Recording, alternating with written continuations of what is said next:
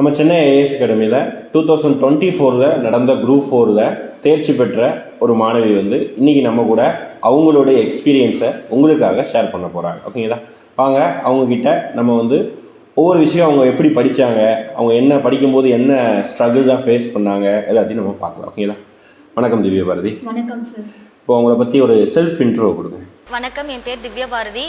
நான் வந்து government girls higher secondary ஸ்கூலில் படித்தேன். நெக்ஸ்ட்டு பார்த்தீங்கன்னா டிகிரி வந்து பிஎஸ்சி மேத்தமெட்டிக்ஸ் பண்ணியிருக்கேன். நெக்ஸ்ட்டு வந்து குரூப் எக்ஸாம் ட்ரை பண்ணலாம் அப்படின்னு சொல்லிட்டு சென்னை ஐஏஎஸ் அகாடமிக்கு ஜாயின் பண்ணியிருக்கேன். நீங்கள் வந்து டிஎன்பிசியோடைய நீங்கள் எப்படி டிஎன்பிசி படிக்க ஆரம்பிச்சிங்க, இப்போ சக்ஸஸ் அப்படிங்கிற ஒரு வெற்றி மாணவியாக வந்து இருக்கீங்க. ஓகேங்களா? உங்களுடைய டிஎன்பிசி ஜேர்னி பற்றி சொல்லுங்கள். ஜேர்னி அப்படின்னு பார்த்தீங்கன்னா 2021 எனக்கு ஸ்டார்ட் ஆயிடுச்சு சார். ஃபஸ்ட் அட்டெம்ப்ட் பார்த்தீங்கன்னா 2022 தான் கொடுத்து கவுன்சிலிங் வரைக்கும் போனேன். பட் ஆனால் கிடைக்கல. நெக்ஸ்ட்டு வந்து செகண்ட் அட்டெம்ப்ட் பார்த்தீங்கன்னா 2024. ஸோ இதில் வந்து நான் பாஸ் பண்ணியிருக்கேன் சார். எவ்வளோ ரேங்க் எடுத்தீங்க? உங்களுடைய கொஸ்டின்ஸ், நம்பர் ஆஃப் கொஸ்டின்ஸ் எவ்வளோ போட்டீங்க சார்? ஓவரால் ரேங்க் பார்த்தீங்கன்னா 1415. என்னோட கம்யூனல் ரேங்க் பார்த்தீங்கன்னா 685. நான் வந்து 172 கொஸ்டின் போட்டிருக்கேன் சார். இப்போ நீங்கள் வந்து ஸ்கூல் புக்ஸ் தான் படிச்சிருப்பீங்க. இப்போ நிறைய படிக்கக்கூடிய மாணவர்களுக்கு நிறைய சந்தேகம் என்னென்னா, ஸ்கூல் புக் வைஸ் படிக்கணுமா இல்லைன்னா சிலபஸ் வைஸ் படிக்கணுமா சொல்லிட்டு நிறைய பசங்க வந்து இன்னமும் டவுட்டாகவே இருக்கிறாங்க. நீங்கள் ஒரு வெற்றி மாணவியாக நீங்கள் என்ன சொல்ல விரும்புகிறீங்க? ஃபர்ஸ்ட்டு வந்து குரூப் 4 பொறுத்த வரைக்கும் 6 to 10 அப்படின்னு தான் எல்லோரும் சொல்லுவாங்க.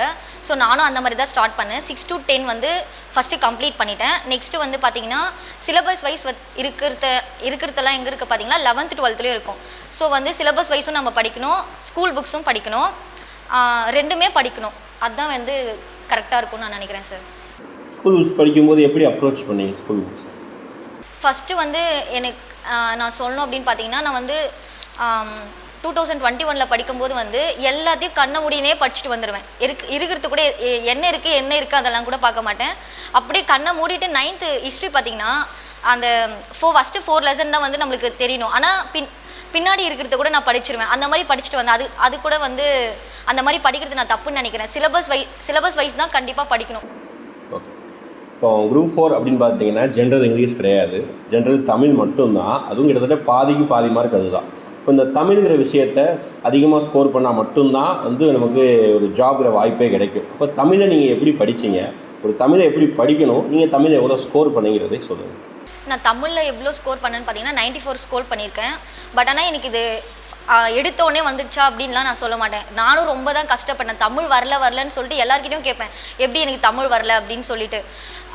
அது வந்து எப்படி வந்து வரல அப்படின்னு நானே வந்து என்னை வந்து கேள்வி கேட்டேன். லாஸ்ட்டில் பார்த்தீங்கன்னா வந்து தமிழ் பொறுத்த வரைக்கும் நம்ம டெஸ்ட்டு வந்து போட்டுகிட்டே இருக்கணும். எவ்வளோ கொஸ்டின் நம்ம வந்து தமிழ் வந்து போட்டுருக்கோமோ அது வந்து நம்மளை ஹெல்ப் பண்ணும். நானும் வந்து பார்த்திங்கன்னா படிச்சுனே தான் இருப்பேன். படிச்சே தான் வச்சுட்ருப்பேன். டெஸ்ட்டு போடலை. அதனால தான் நான் லாஸ்ட் டைம் நான் தப்பு பண்ணேன்னு நினைக்கிறேன்.